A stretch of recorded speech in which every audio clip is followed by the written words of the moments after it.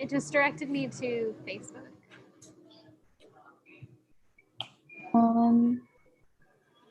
Theresa? Oh, I see it live.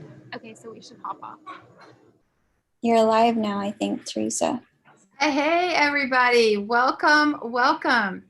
Woo! We are so excited. Sorry for the delay, technical issues, but I have my amazing husband, Kevin, here. Give it up for Kevin. Woo! And hey. We're talking about our new adventure, what God is doing in our lives, the things that we're excited about in our next season. But you know, we've led a really adventurous life. We want to kind of tell you a little bit about that and then about what's next in our lives. But Kevin, tell us a little bit about what does adventure look like for you? I know you have so much to unpackage, so tell us. Well, I mean, I think adventure is the spice of life. And, you know, there's an Enneagram category specifically for adventure. And, you know, a lot of people say, well, I'm not the 7 adventure type. But in reality, you know, the Enneagram, all 9 different categories are supposed to be all fully developed. So we're not just supposed to focus on one, but all of them. I've just focused more on 7 in my life, which has given me a very wonderful experience in life as well. And it's what helped me write the book Risk Factor, for example, and step out in the supernatural and taking risks to heal the sick, you know, minister to people walking in a mall or Muslims in a mall, healing people in a mall, and leading people to Jesus. That's all part of the adventure for me. But even before I was a Christian, I was adventurous and in a lot of different ways.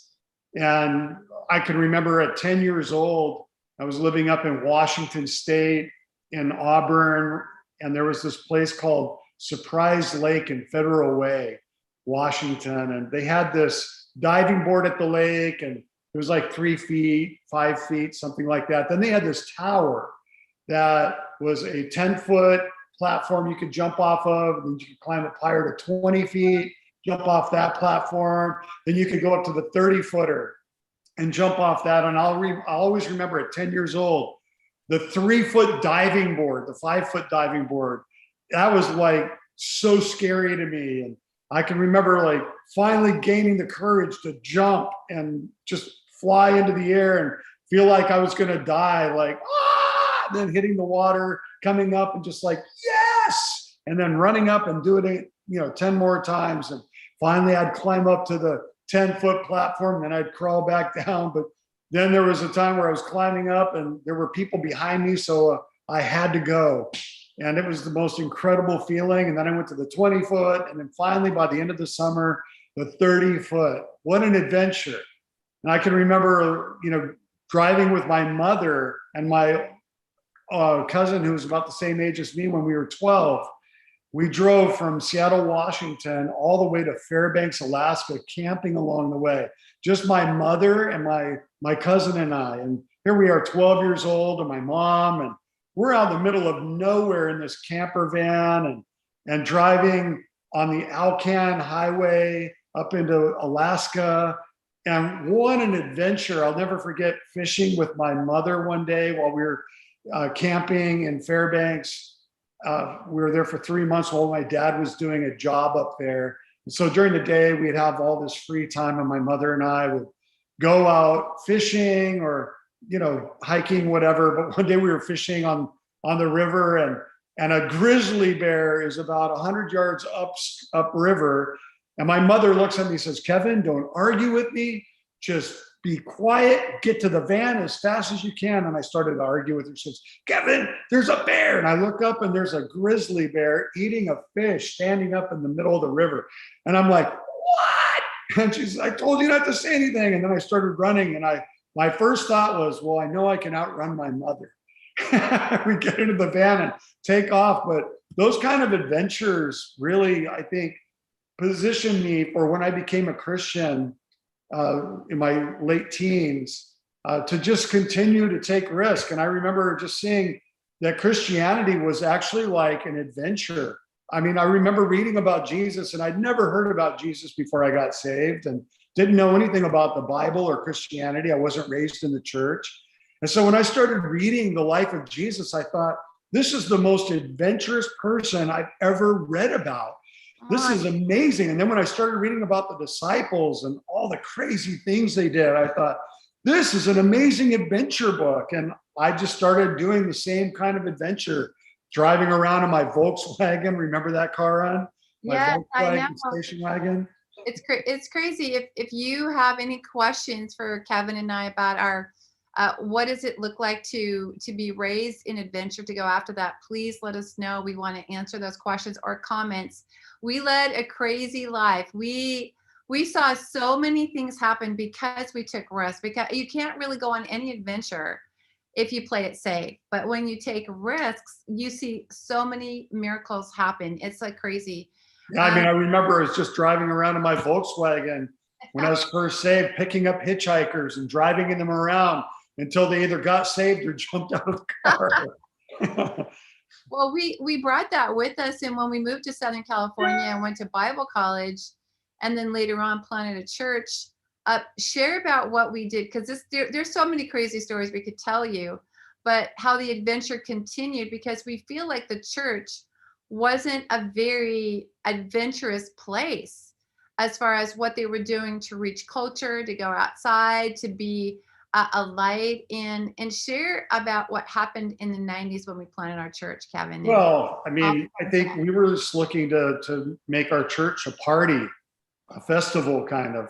And so every time we would go out, it was an adventure. Like, for example, we all got antique bikes, like old bicycles, and we would restore them. I had a 1928 Monarch Silver King cruiser bike with one of the, the little lights on the front, and it was all aluminum and chrome, and everybody would look at that bike and go, whoa, dude, what kind of bike is that? And so we would be riding around with these antique bikes and going on rides, and inevitably we'd pick up 3 or 4 people along the way who would want to ride with us, and then we'd lead them to Jesus, just because we wanted to do an adventure. We wanted to go on a bike ride all together on cool bikes. And so we would get these bikes and go on an adventure. I mean, we would do things like bring a trampoline to the beach, and we had this guy who was a trampolinist, and he would do triple flips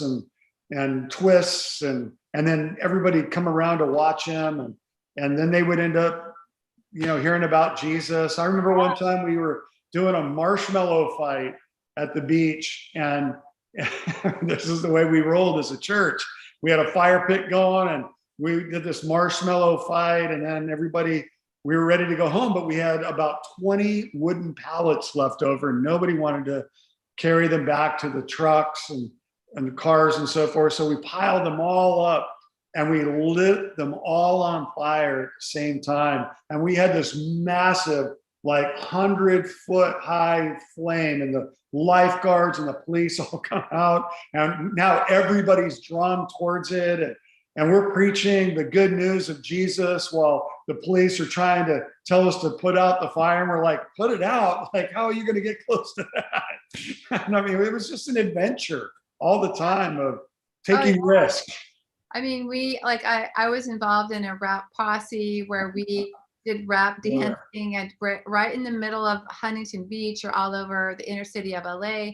We had clowning that I put together, and face painting balloon animals. We changed lyrics to songs, and Kevin and our band would go out and sing these songs and do testimonies. It's like where creativity and risk just brings the party to any environment, which makes people happy and people don't know that Jesus is happy. People don't know that Jesus cares about their life until you show them through creative ways.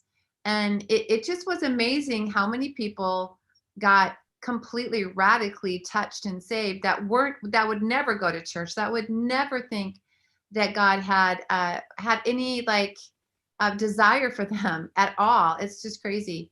But I remember, I was just going to say, I remember when our band went to the Camp Pendleton prison, the brig, and they said, well, okay, you've driven all this way, but we're on lockdown here. And I said, well, who cares? We'll play to them while they're like strapped up. So they only allowed 30 prisoners to come out, and they had to stand in a line. They were all chained up, and we played for 30 minutes and gave a couple of testimonies. And I asked if any of them wanted to receive Jesus, and they all just stood there straight ahead. And I asked the warden, I said, is it okay if they come forward if they want to receive Jesus? And he just nodded. And all 30 of them came forward and gave their lives to Jesus. And that's part of the adventure. I mean, like, think about it. If Paul the Apostle wouldn't have gone with the man from Macedonia, if he wouldn't have taken the risk and gone over to Greece, we might not have even had Western civilization Christianity. I mean, exactly. The whole Christian life is an adventure.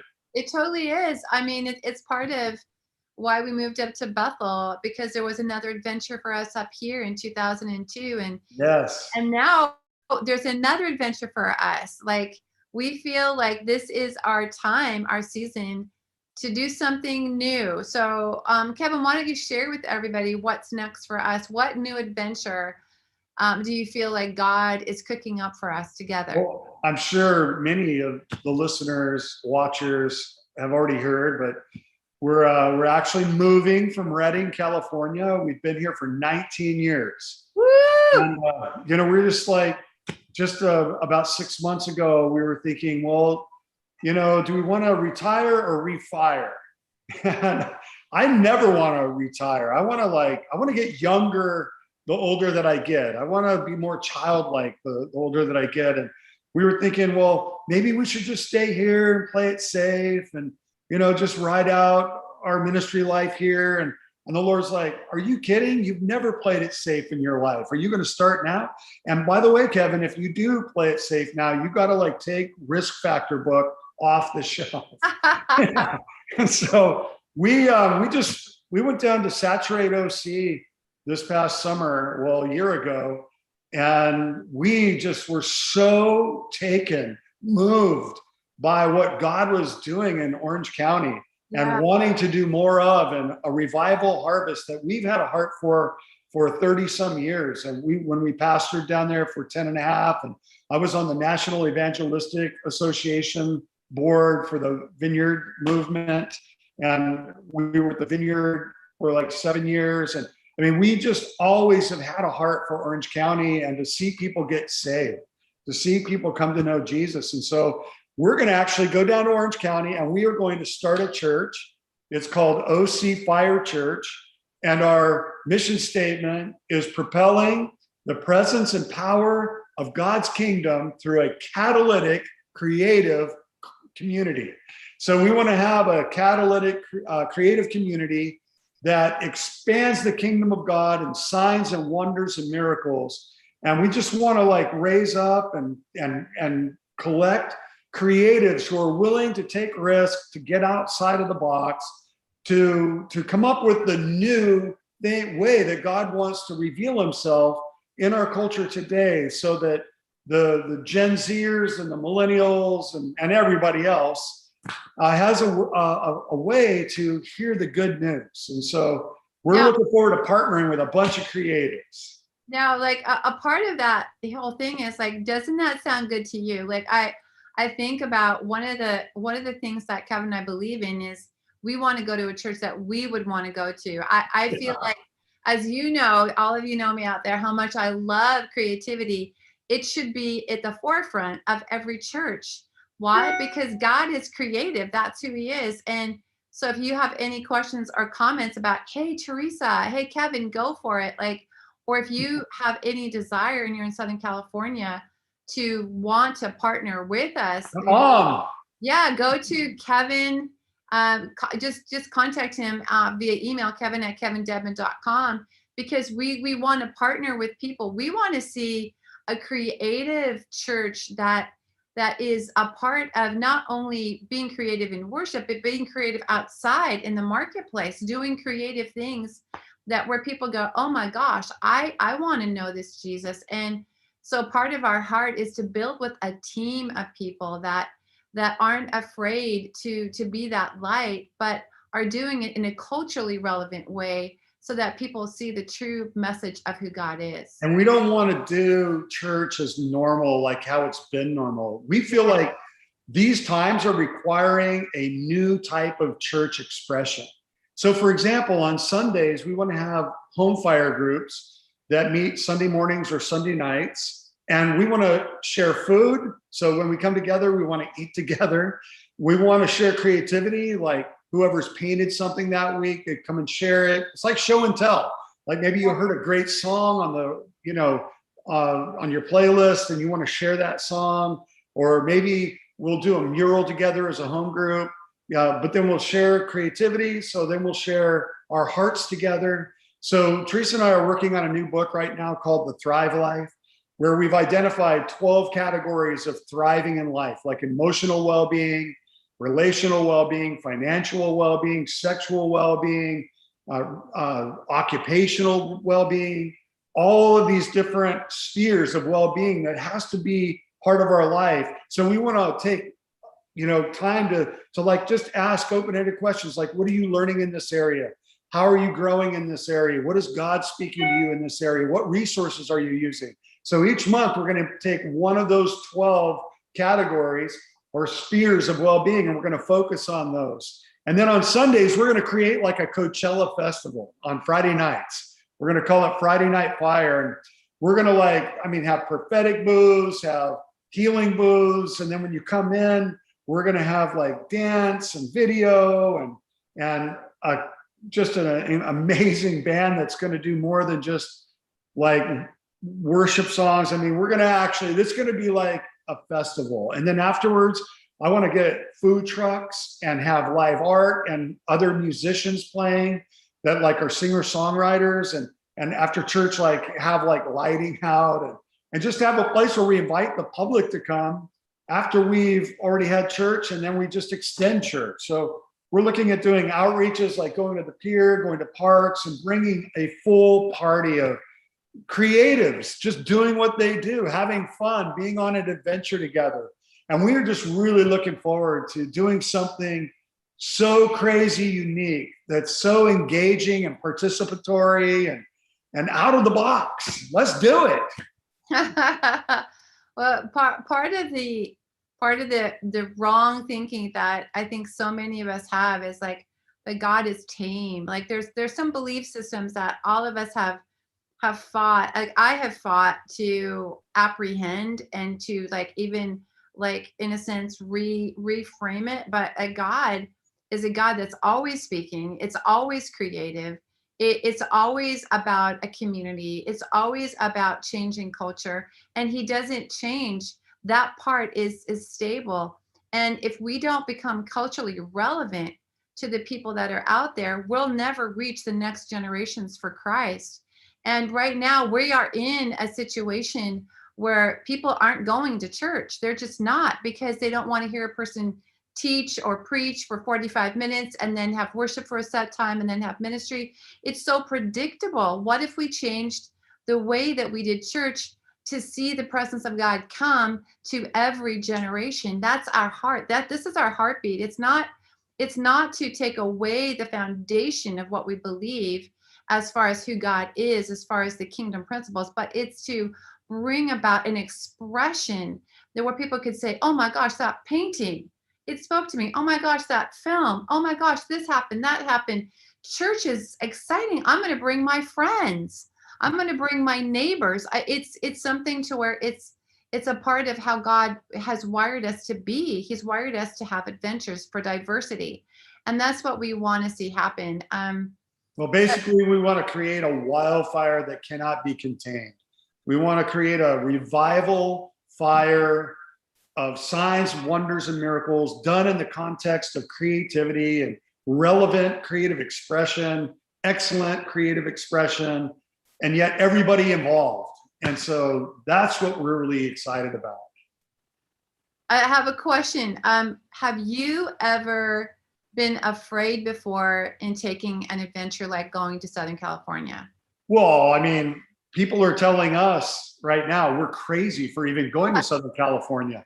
It's like we are going the wrong direction. We moved from Southern California to Redding, and I mean, we could have paid cash for our house, and at that time for what we made off of our home, and our equity in Southern California. But now that we're going back, it's like, oh my gosh, like like we might be able to get a trailer or something. I mean, God's going to give us more than that, we know, but it's scary. Like, wow, God, like we're jumping off the cliff here. And he's like, yeah, thank you. It's about time, because the further you jump, the more I can do my thing. Like, if you're not going to jump, I can't work. And it's almost like that Indiana Jones in The Last Crusade, that movie where he's, trying to find the Holy Grail, and he comes up to this cliff, and, he's got to go across this chasm, and he's got to take a leap of faith. And he doesn't know that there's a translucent bridge underneath him until he takes the leap of faith. And so, yeah, every time I'm adventurous, my heart is going, I could die. In fact, it's not even a risk if you can't die, really, or at least get injured, or something bad could happen. If it's safe, it's not risk, right? So whenever I've skied my whole life, and I've been out of bounds skiing, and I've been in places where the Lord said, you should not have come here. And I said, you're right, God. He says, okay, well, I'll get you out of this one. But, that's part of risk. I mean, we're not being stupid, that's for sure. At least we hope we're not. But, when God says go, he always provides a way, even though there are giants in the land that create fear. But I want to be like a Joshua and Caleb.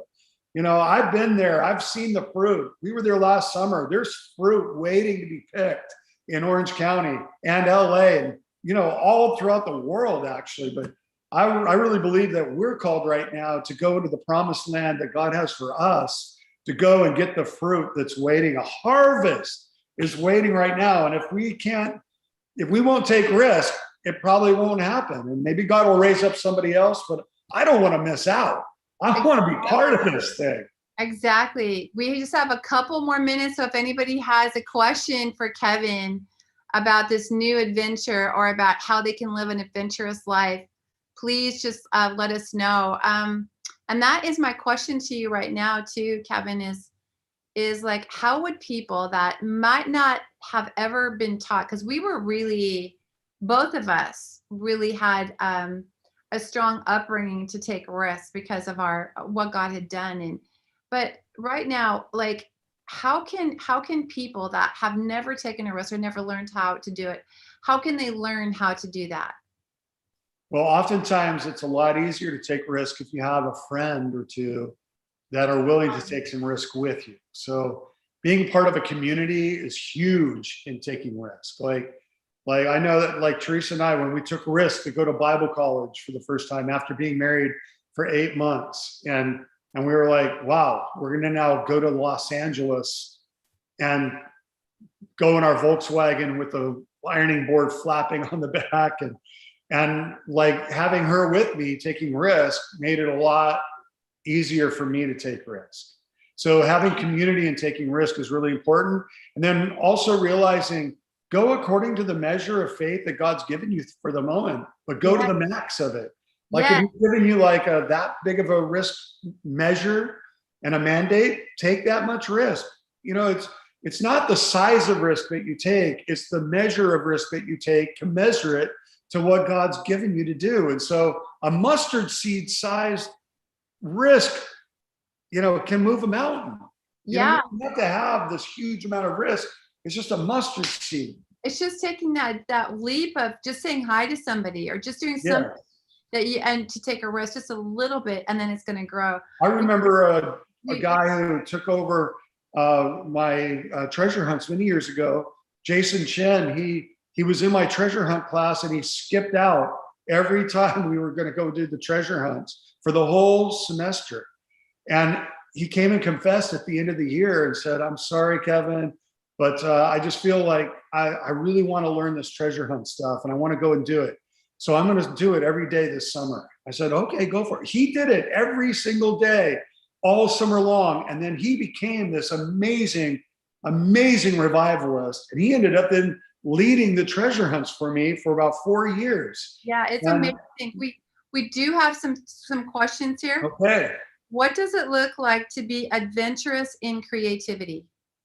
Oh, well, taking risk out of the box, like doing something nobody else has done before, like actually wanting to be rejected, like, and not in a weird way, but like, okay, this is risky. I'm going to paint this, or I'm going to, create this type of music. I mean, I think of a band like Alt J, for example. I mean, they're just so crazy weird. And you have to listen to them a few times and you're like, what were they thinking? And then you're like, wow, they're geniuses. So out of the box, like nobody else has done before. I think too, I want to add to that too, is adventure and creativity is you taking a risk to create something and then to touch somebody else, not keeping it to yourself, but reaching out in whatever creative expression that you have and then seeing what God does. So that's a challenge. Okay, another question. When are you hoping to start the church? Well, we have to sell our house. So could everybody please pray with us? Yes, please. That we get an amazing buyer to come along. And so as soon as we sell our house and get through escrow, boom, we are down there and we're going to start. And we'll be announcing it on our OC Fire Facebook page that we already have up and going. You can sort of look at that or look at our website, ocfirechurch.com. And, just check that out.